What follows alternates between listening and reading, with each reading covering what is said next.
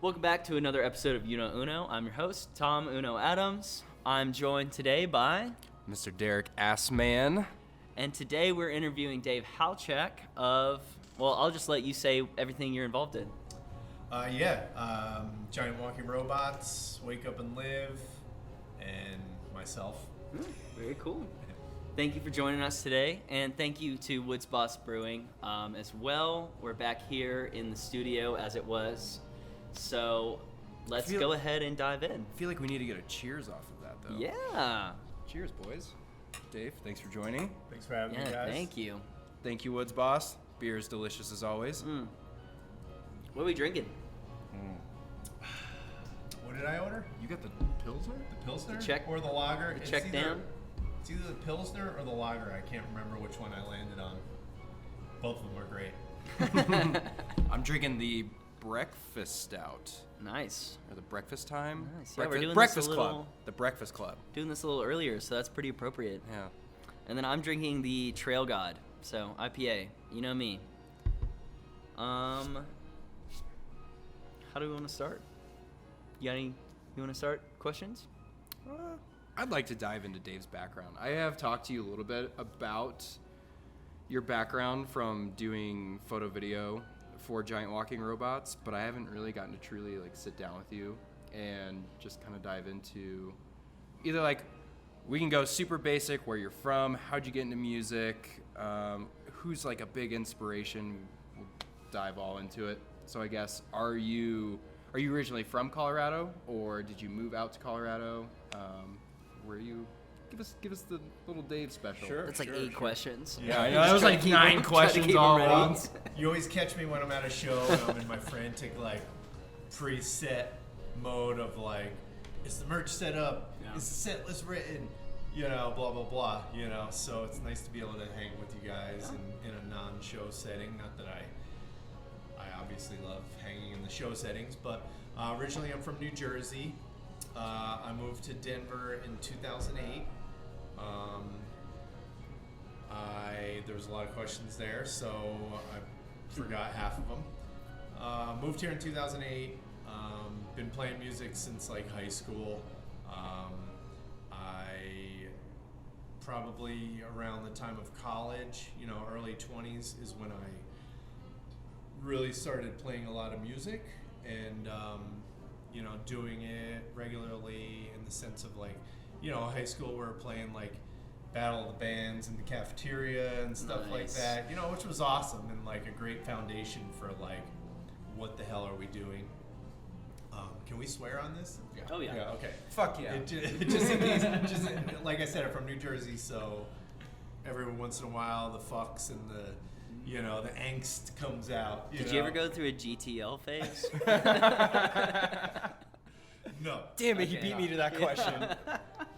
But I will say, when we were in high school, we went to Seaside for, you had the prom. No one really cared about the prom.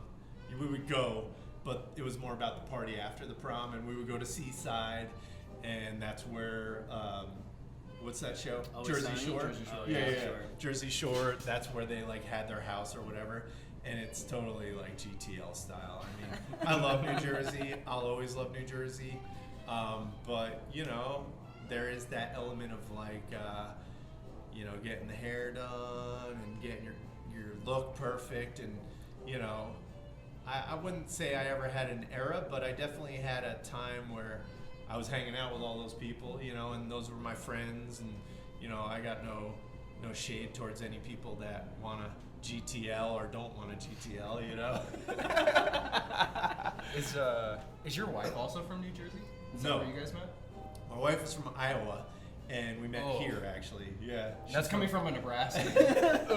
Yeah. I have a little Iowa in my blood, so Oh, I man. feel like I can say that. Yeah, well, we've driven through Nebraska, so it's not saying much. No. Most people have. But yeah, we met out here. But yeah, long story short, I moved to Denver in 2008, been here ever since, and just kind of as soon as I got here, started hustling, because I had been super busy on the East Coast with a band that I was playing in. We were touring up and down the East Coast. and then came out here, and I didn't know anyone. I started a band called Ground Up because I didn't know anyone, and I knew I was like coming from the ground up. And you know, long story short, kind of started working with the Cervantes crew, and you know, it all just kind of built on itself, you know, and meeting people and playing gigs, and then working at Cervantes as a talent buyer, and you know, everything happened just from hustling, I think, you know. And now I feel like I have a really good network out here, and if I tried to go back to New Jersey, I wouldn't know anyone. Yeah. When did you work as a talent buyer? I work with Cervantes now, so Sure. I love that crew. But Yeah, so I started booking my band, which was called Ground Up, probably around 09, 10, somewhere around there. It took me like a year or so to kind of get my footing and meet the right people, but I started working with Scott Morrill, and we were working a bunch, just like booking my own band.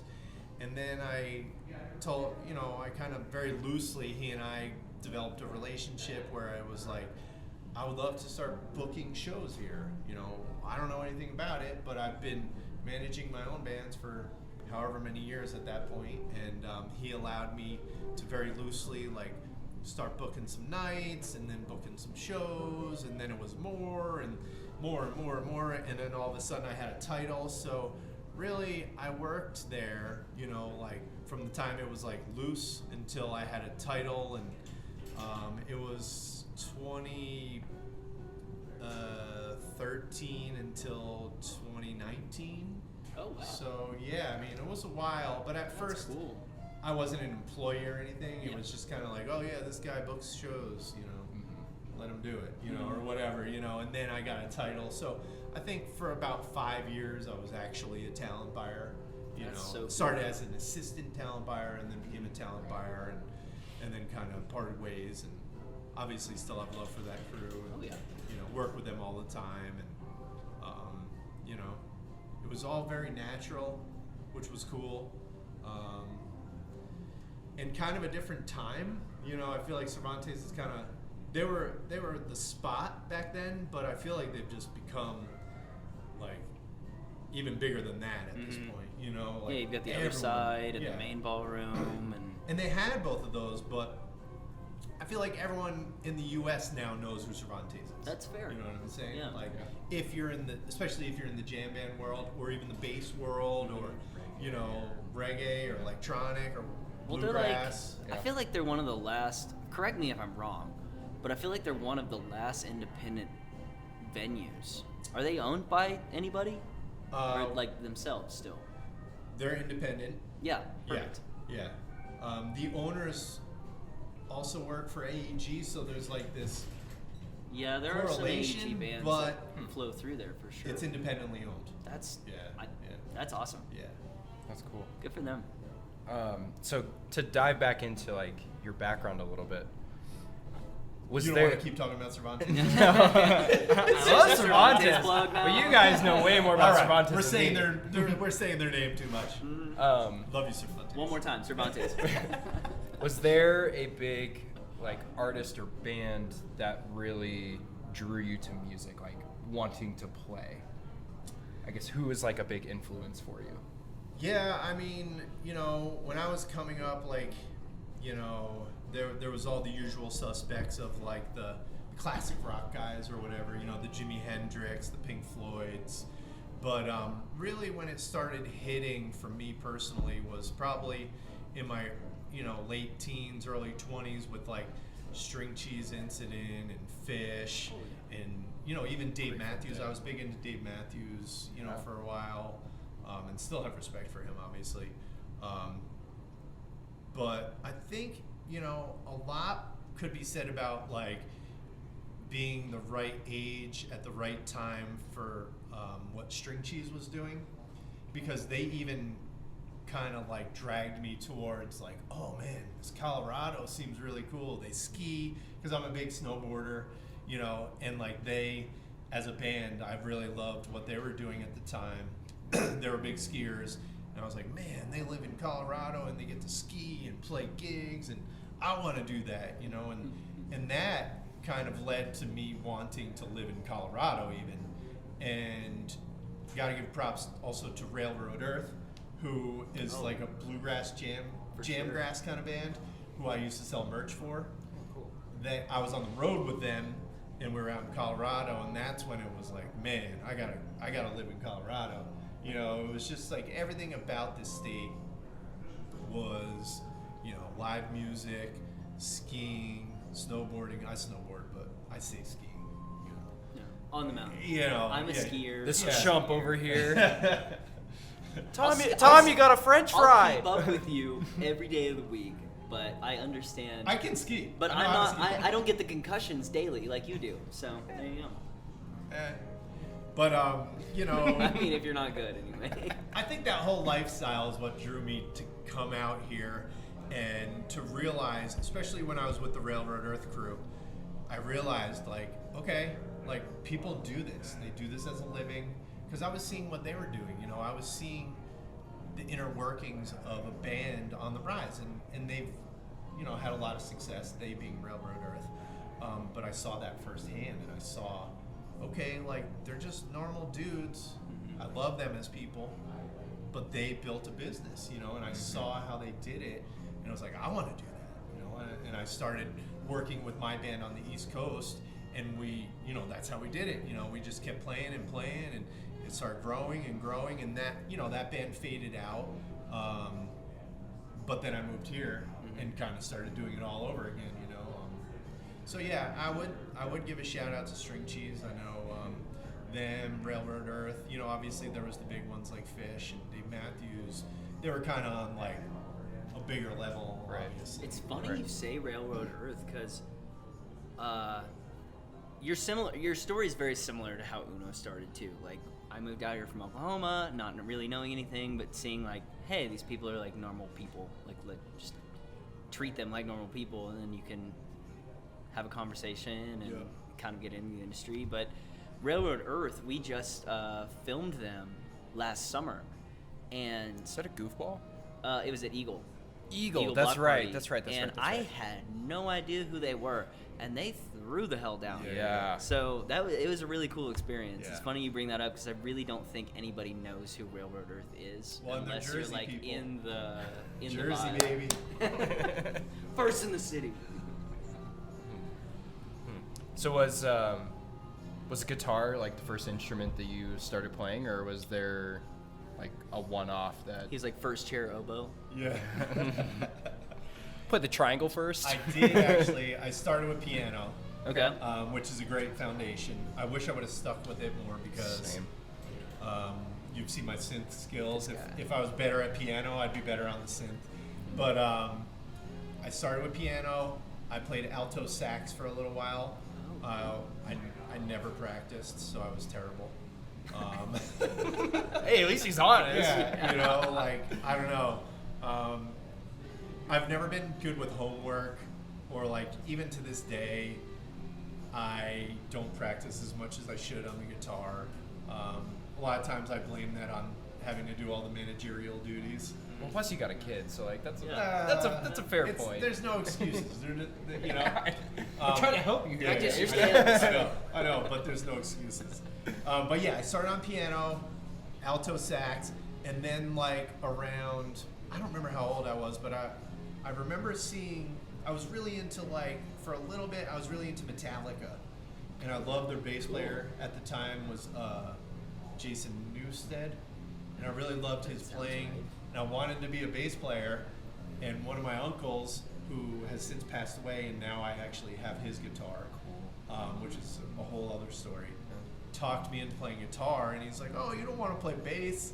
And I was like, oh, well, I guess. I listened to him, and I play guitar now. In retrospect, it probably would have been better to be a singing bass player. I went from piano to bass. There you So, go. Yeah, it's Yeah. kind of like 4 strings to 6 strings, I think, is a logical transition. Sure, sure.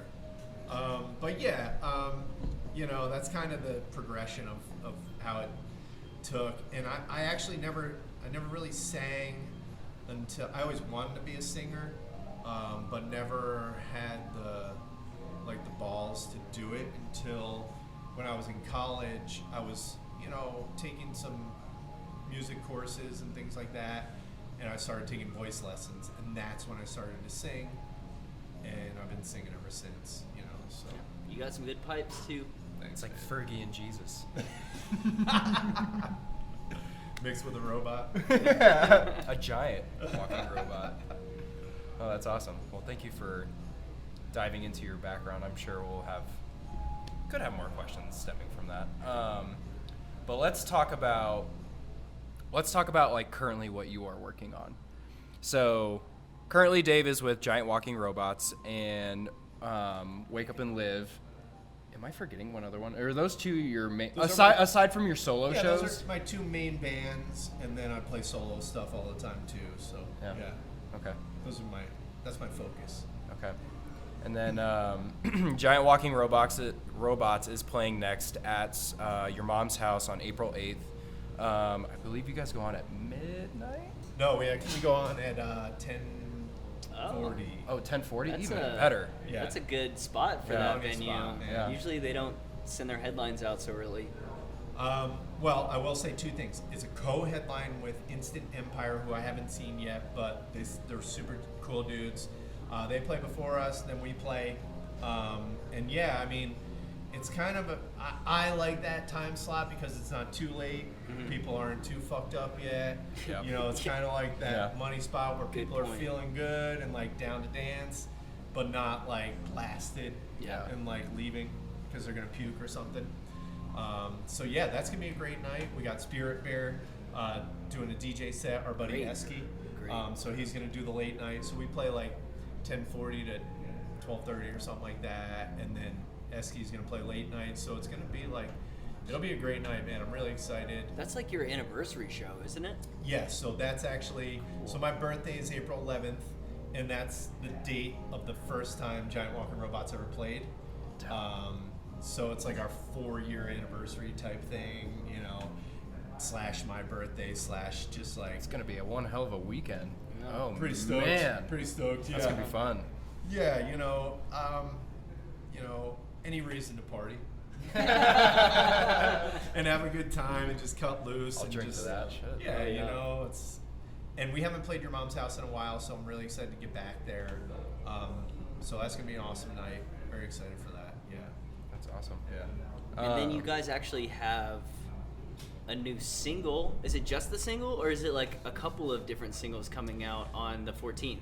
Well, we have one single with Color Red coming out on April 14th, but we've got a shitload of music right now that we're working on, like behind the scenes. Let's go. Yeah. We've had a little bit of the last like proper release we had was in 2022, so it's been a minute, and we've been dying to release some music, and we actually, you know, our first album was with our old drummer AJ, who I don't know if you guys ever met AJ, great dude.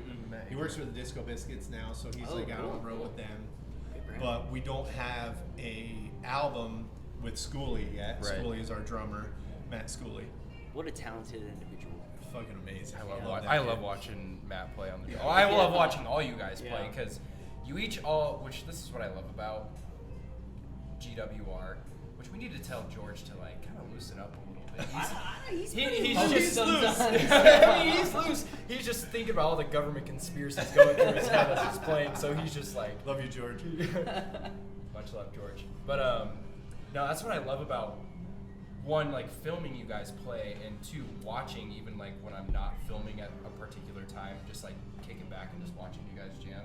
You each all have such different personalities, which I think is what makes GWR such a great band. Yeah. And so, yeah, you guys teased me a little bit last weekend at Winter Park. You guys played, I think, like 2-3 new songs. Oh yeah, we played a bunch of new Yeah, and stuff, I was just like, this is it, people. I'm This jealous is I it, missed that. people. Yeah. Oh, yeah, it was great. We've had, I mean, knock on wood, I don't want to jinx it, but we've been writing a lot, and that's why I'm so excited for all these. So we have that single on April 14th, but we've got a live album, we've got another Hell single yeah. with Color Red, we've got an album, so we've got a lot of stuff that we're working on. I know people say, oh, we're working on stuff. We're like, we got a lot of shit. No, I can attest that they have been working on new Yeah. shit. Well, I know you It's just had awesome. that Facebook post recently. There was like how I read it anyway was like, how many live albums is too many? Yeah. So Yeah. I'm excited to see how many you guys come up with. Yeah, it's probably, I don't know, we'll see with the live albums, but definitely one live album will drop this year. One album, some Yes. singles, like, we're just really excited to start, to my point, Matt Schooley has not released any studio stuff with us, so we're just like, Oh, really? the four of us are really excited to be releasing, obviously the live stuff, but also the studio stuff is just like, we're just really excited to get it out there because we feel like we've been hitting on this. You know, people will always ask, oh, well, what kind of music are you? And people are like, oh, it's reggae, and it's like, well, it's It not. I almost- mean, it's it so almost much. is, It's like, so much. What you hear on more. Spotify, at least from a consumer, what you hear on Spotify is nowhere near what you've experienced seeing it live. Yeah. Like, you guys are an entirely different animal Yep. seeing it live. And that's why we're excited for the live album, but also the album, the studio album. Sure. Because it's just like, it sounds cliche.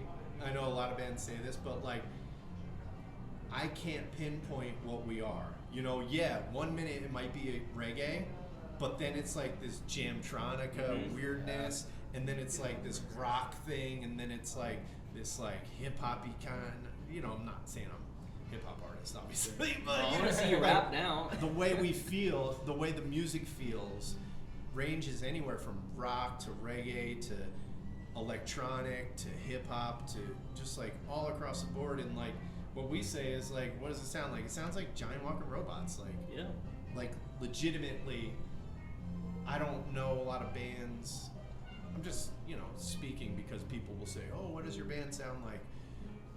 It doesn't sound like a lot of other bands, you know, which definitely we not, definitely. take pride in. Yeah, You know? as you should, because Yeah. it's unique, and you don't want to play to the mainstream media of, I don't know, like constant fucking bullshit of like Nicki Minaj. Like, not saying you guys are anywhere near that kind of shit. Yeah, they're not- because you guys are I pop, enjoy your for guys' sure. sound, and I like how you guys change things up because, like you said, it could sound a little bit reggae-ish, and then you guys, the next song completely transitions to like jam band, electronic kind of sound. It's cool. I like how you guys transition through songs. Thanks, and man. just like even sets too. Yeah. Like your set one will sound completely different from set two. Totally. Yeah, Which like is dope. last, Last Winter weekend. Park. Yeah, Yeah. yeah. 2 different sets. Yeah, you're right.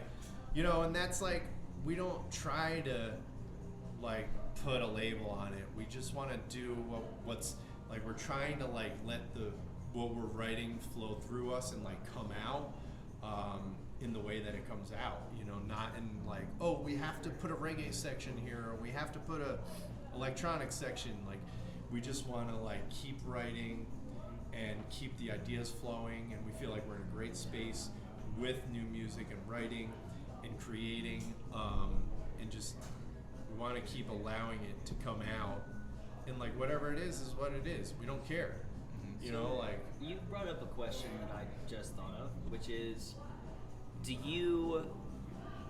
how much is your approach to writing songs versus like the Grateful Dead, maybe minus the drugs, but like, how much is your approach to like just make it flow and you're just kind of winging it versus like, I've got this idea, let's play off this idea? well, I think it's a little bit of both actually, because there are times where I just sit at home, you know, in our space, and like I've got my acoustic and I'm like, I really like this melody and this chord progression. But then there's times where Matt comes in and he's like, yo, check out this sample that I have. Let's build some chords around it. Okay. So it's kind of a little bit of it all. Or Wilson will come in and be like, yo, check out this riff. Or George will come in and I wrote this song. You know, like, Gotcha. it's kind of a little bit of it all. I In mean, the sense of, yeah, I mean, there's a lot of times where I just come and I'm like, hey, this is a song, and I want it to stay. Our first single with Color Red is an example of like a song where I was like, okay, I want this to be like a 3-minute song. Mm-hmm. You know, I don't want it to be this It's got structure. huge, like, you know, we don't have to add all these changes and add all these like epic solos, and like I just want it to be like a quick 3-minute song that gets stuck in your head. You know what I mean? I kind of like that. Yeah. You know, whereas the next song is like this epic Gotcha. thing. Yeah. You know, that we do want it to be like this whole big epic thing with all these changes and blah blah blah. You know, but it comes down to like not trying to like force anything, but like realizing when you're playing live, you want to give people something that like makes them feel good and like they want to listen to, they want to sing along to, and they want to like get lost to. You know, they want to come to your concert and Just want to unplug and have fun. exactly. Yeah. Yeah. I get Yeah. that. Yeah. Nice. What has been one of the biggest obstacles that either you or either Wake Up and Live or GWR have had to overcome within like I'll call it within the past 2 years? Like pandemic was? I don't want to. No, I'll after the exclude pandemic, I'll okay, exclude the pandemic. 'Cause Yeah, obviously I mean, that was. So I would say two different things for the two different bands. Wake Up and Live, which is a Bob Marley tribute band. We always do Bob Marley's birthday. We have the Bob Marley angle. So we have a little bit of and we've been a band since 2013. So it's been around longer than Giant Walking Robots. So with that band, I think the hardest part is probably it's a 7-piece band, sometimes 8 or 9-piece. Yeah. So the hardest part is schedules, Yeah. because we all play in multiple bands. But I think with that band, the hardest part is getting people to realize, yes, we're a Bob Marley tribute band, but as you've seen, because you've seen us, we don't just go out and play the Bob Marley songs. We try to play the song as best we can to the studio recording and then fucking go off and get weird with it. And I think the hardest part is getting people to understand, like, we're not the Wailers.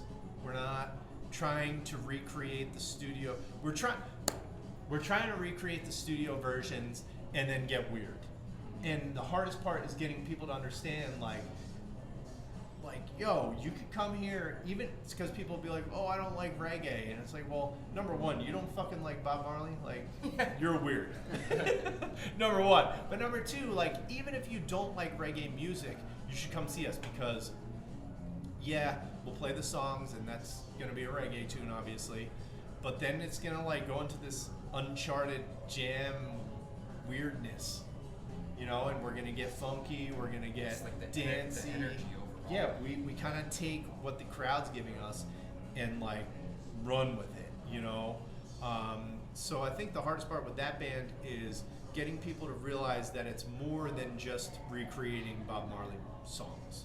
You know, we recreate the tunes because those songs are just unbelievable, but then we put our own twist on them and we get weird with it and we like to have fun and jam and improv and play off the crowd. I think the hardest part with Giant Walking Robots is getting our music in front of people. We've had trouble getting opening slots. We've had trouble, you know, and this is no shade towards anyone, it's just where we're at the moment. You know, we've had trouble getting the cool opening slots. I don't know why it is. Our product is awesome. We're confident in that. It's a very unique product. You know, like, I'm sure talent buyers don't know, do we put them with a reggae band? Do we put them with a jam band? You should probably just put us with a jam band if you want a blanket statement like that. So the hardest part for Giant Walking Robots is just getting similar, I guess, to Wake Up and Live, is getting people to understand, like, no, we're not just a reggae band. Like, listen to us. We got stuff on Spotify. We've got a live album on Spotify. We've got stuff on our Bandcamp. If you listen to us, you will realize, like, oh yeah, they're not just a reggae band. And that's a lot of what I hear is like, oh, well, I don't like reggae. And it's like, well, that's cool, but maybe you should listen to us before you say you don't like reggae. Because, like, if you don't like reggae, skip to the next song. as you know. Well, I as you mean, know. yeah. I was gonna You know? say, like, a follow-up question: who would you want to open for? Yeah, Like, I mean, who's a good there- target? that is Because a good I would question. say Oh, I you're have targets. definitely not reggae, I have targets. but you're somewhat reggae. Yes, we definitely have reggae influences. I mean, and like, if you were gonna say who are the ideal bands to open for, we opened for Mild Life at Meow Wolf, which I thought they're like a psych rock, like almost like Pink Floyd-ish kind of vibe, which I thought fit really well. Yeah. But who are the ideal candidates for us to open for? It's like if we could open for Goose, they don't have openers; they're fucking huge. Yeah. But if we could open for Goose, if we could open for Twiddle, if we could open for Papadosio, Ooh, that'd be cool. you know, like show. these are some of the bands that are currently out here that when I see them announce a show, I'm hitting up AEG or I'm hitting up Cervantes or like immediately because I know that their fans are gonna like what we're doing, you know, and like we haven't gotten any of those, but I'm gonna keep trying. Yeah. Why But wouldn't those you? are, yeah. I mean, I'm gonna Shoot your fucking shot. try Yeah. till I die, bro. Yeah, exactly. You know, like that's the New Jersey in me. Like, I will fucking work harder than any of you. Like, no, I'm not, and that's no disrespect. That's no shade. Yeah. But I'm gonna work into my wife's, you know. I don't know if that dismay, I speaks to your guess. region so much as your character. Maybe, but I think there's something about an East Coaster that like we're programmed differently, and that's again no shade towards anyone. But my wife will be like, "Oh my God, you're still working," or like, It's like, yeah, I'm trying to fucking grind. Yeah. exactly, Grind you till know. I die, but baby. like, So I'm grinding until we're in like a $5 million mansion. Like, you're welcome. yeah, you know, like I've always been that. To your point, you know, I've always been that. I've always been a hard worker, you know, and like, I know that the Papadosios or the, you know, Twiddle's not a. I guess they're not going to be touring anymore, but like, they have that jam / reggae / you know, we fit with that band, you know. Someone like a Stick Figure, they're a reggae act, but that wouldn't make sense because we're weird, you know. Yeah. Like we would play a reggae tune and then get weird, you know. And then Do you see people- yourself playing Reggae on the Rocks?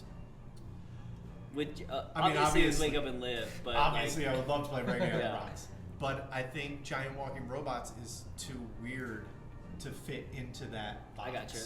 You know what I mean? that is fair. That is. And fair. I even think of Wake Up and Live, you know, yeah, people would be like, oh, I appreciate, and after the most recent Bob Marley birthday show, which we did at Cervantes, shout out Cervantes. Cervantes. How many times have we said Cervantes today? Serves. We'll throw up a counter. I had a lot of my friends that are true, like, diehard reggae fans. They're not jam band people. They're like always at Stick Figure, always at K-Bong or The Best or whatever reggae act's coming through. Came up to me, and I was surprised because they were genuinely excited about what we were doing. And generally speaking, the reggae world gets a little turned off when we jam. You know, which I totally understand. You know, like Interesting. if you go see Revolution, I was just or- gonna say Revolution. yeah, or Steel Pulse, or Tribal Seeds, or Fortune Youth, they're not gonna have like 15-minute songs. You know what I'm saying? Mm-hmm. They're gonna play, and I'll sing every word to all their songs, but they're not gonna have improv jam sections. And see, I would say, I don't know if I'm necessarily in the reggae scene so much as I am like the jam band electronica scene, but I love improv.